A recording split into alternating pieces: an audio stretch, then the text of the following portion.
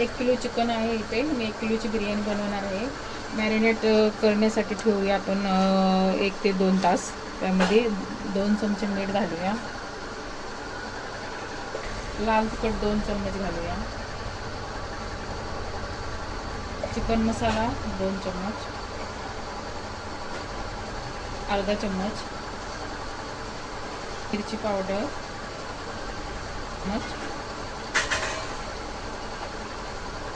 अद्रकची paste 2 चम्मच, 1 चम्मच दही घालूया.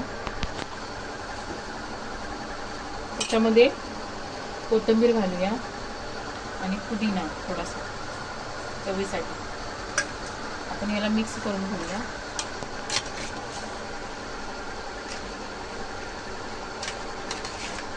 हे आता चांगलं मिक्स झालेलं आहे. 2 तास ह्याला आपण फ्रीजमध्ये ठेवूया आता.